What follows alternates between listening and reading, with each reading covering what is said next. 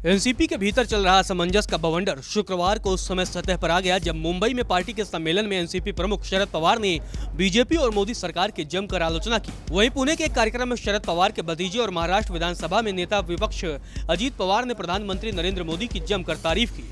मुंबई में आयोजित एनसीपी के कार्यालय शिविर में पार्टी प्रमुख शरद पवार ने पुलवामा अटैक और गुजरात के नरोड़ा हिंसा मामले को लेकर केंद्र सरकार पर हमला बोलते हुए कहा कि सैनिकों को समय रहते जरूरी सुविधा नहीं दी गई, इस कारण जवान शहीद हो गए। तत्कालीन राज्यपाल सत्यपाल मलिक को चुप करा दिया गया। गुजरात दंगों के दौरान जिन लोगों का नाम सामने आया उसमें विधायक और पूर्व मंत्री भी थे, उनको कोर्ट ने बरी कर दिया। अब जो मारे गए वो चले गए, लेकिन कानून और संविधान भी मारा गया है। ऐसा सिर्फ इसलिए हुआ क्योंकि सत्ता हाथ में है।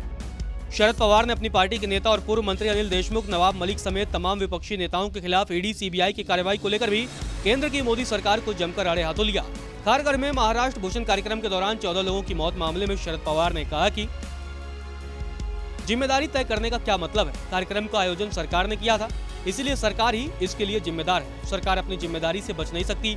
सरकारी अफसर से घटना की जांच का विरोध करते हुए शरद पवार ने कहा कि सरकार की जांच सरकारी अधिकारी कैसे कर सकता है। उन्होंने घटना की न्यायिक जांच कराने की मांग करते हुए कहा कि मुख्यमंत्री एकनाथ शिंदे को केंद्रीय गृह मंत्री अमित शाह के सामने अपनी ताकत दिखाने के लिए दोपहर की चिलचिलाती धूप में लोगों को तड़पने को मजबूर किया। पुणे के पास एक कार्यक्रम में अजीत पवार ने प्रधानमंत्री नरेंद्र मोदी की जी भरकर प्रशंसा की। उन्होंने कहा कि बीजेपी का जो भी करिश्मा है वह सिर्फ नरेंद्र मोदी के कारण है। उन्होंने ही बीजेपी को देश भर में फैलाया है। 2014 और 2019 में बीजेपी को मोदी की वजह से ही बहुमत मिला था।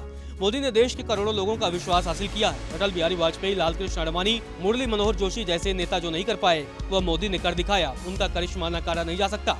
जब उनसे पूछा गया कि मोदी के बाद कौन, इस पर अजीत पवार ने कहा कि वक्त आने पर वह इसका जवाब देंगे। अजीत पवार ने कहा कि हमारी सरकार में एकनाथ शिंदे खुश नहीं थे। हमें पता था कि उनके मन में कुछ चल रहा है। हमने शरद पवार को यह बात बताई थी। उद्धव ठाकरे से भी कहा था। उद्धव ने कहा कि मैं शिंदे से बात करूंगा।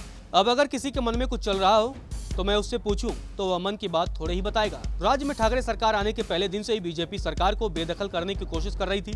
उद्धव ठाकरे ने एकनाथ शिंदे को ठाणे में पदाधिकारी नियुक्त करने का अधिकार दिया हुआ था। विधान परिषद में मतदान के बाद एकनाथ शिंदे द्वारा नियुक्त पदाधिकारियों ने सूरत का रास्ता पकड़ लिया।